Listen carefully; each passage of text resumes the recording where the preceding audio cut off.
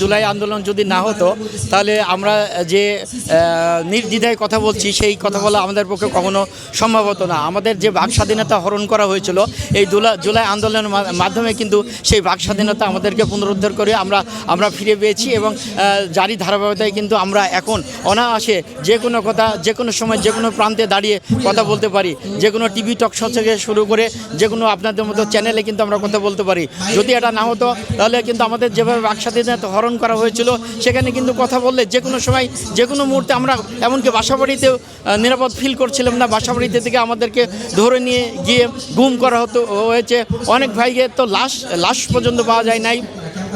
এই জুলাই আন্দোলনের কারণেই কিন্তু এখন আমরা একেবারে স্বচ্ছন্দ বোধ করছি এবং জুলাই আন্দোলনের কারণেই এখন এই যে জুলাই আন্দোলন করে ছাত্ররা আমাদেরকে যে স্বাধীন বাংলার নতুন পতাকা আমাদের হাতে ধরে দিয়েছেন তারই ধারাবাহিকতায় কিন্তু আমরা একসময় বর্তমান সময়ে খুব স্বাভাবিকভাবে চলাফেরা করতে পারছি এবং আমরা মনে করছি যে এই জুলাই আন্দোলনের কারণে আসলে এটা সম্ভব হয়েছে। জুলাই আন্দোলন যদি না হতো তাহলে কিন্তু আমরা যে অন্ধকারাচ্ছন্ন যুগের মতো যে আমরা বন্দি দশায় জীবনযাপন করতাম এখনও অবধি ঠিক আমরা সে পর্যায়ে অবস্থান করতাম এবং সেভাবেই আমাদেরকে একটা বাইন্ডিংস এবং একটা ফাইন্ডিংসের ভেতরে সবসময় রাখা হতো। সরকারের বিরুদ্ধে আমরা কোনো কথা বলতে পারতাম না, এমনকি কোথাও গিয়ে আমরা আমাদের মতামত প্রকাশ করতে পারতাম না। আমাদের স্বাধীনতা আমরা স্বাধীনভাবে আমরা কথা বলতে পারতাম না।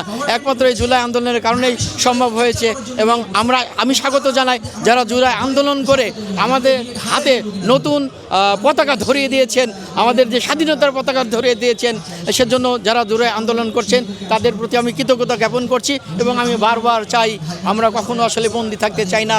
সবসময় আমাদের নিজেদের মতামতকে আমরা সুন্দর সুশৃঙ্খল পরিবেশ বজায় রেখে সবসময় স্বাধীনভাবে কথা বলতে চাই। সরকার যদি কোনো খারাপ কাজ করে আমরা সরকারের এসে সমালোচনা করতে পারি। এই উপহারটি কিন্তু একমাত্র জুলাই আন্দোলনের মাধ্যমে সম্ভব হয়েছে। ইতিপূর্বে যে ফ্যাসিস্ট সরকার ছিল, হাসিনা সরকার ছিল, তারা কিন্তু আমাদের বাক স্বাধীনতা ছিল না। আমরা সেখানে আমাদের নিজের স্বাধীনতার কথা বলতে পারতাম না। এই জুলাই আন্দোলনের কারণে সেটা সম্ভব হয়েছে। তাই যারা জুলাই আন্দোলন করেছে তাদের প্রতি আমি কৃতজ্ঞতা জ্ঞাপন করছি এবং তাদেরকে আমি স্যালুট এবং সালাম জানাই। আসলে শেখ হাসিনা ডিসেম্বরে আসবে এটা যেটা বলছে এটা আসলে একটা ভকবাজ কথা।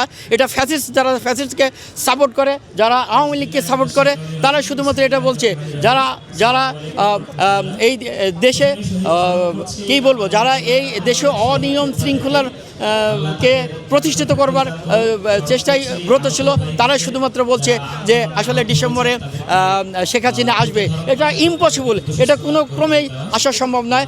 যেহেতু তার এগেনিস্টে অলরেডি ফাঁসির রায় হয়ে আছে। ফাঁসির রায় হলে বাংলাদেশ সময় আমি যতটুকু জানি যে 30 দিনের মধ্যে তাকে অ্যাপ্লিকেশন করতে হয় বা তাকে আপিল করতে হবে নিয়ম শৃঙ্খলা মেনে। তো 30 দিন কেন, অনেক দিন যেহেতু পার হয়ে গেছে, সুতরাং তার কোনো ক্রমেই বাংলার জমিনে আসার সম্ভাবনা নাই ডিসেম্বরে।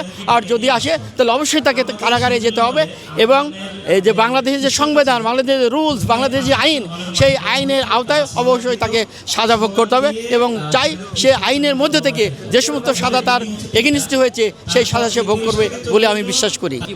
জুলাইকে আসলে যারা ছোট করতে চায় তারা এই দেশের স্বাধীনতা চায় না।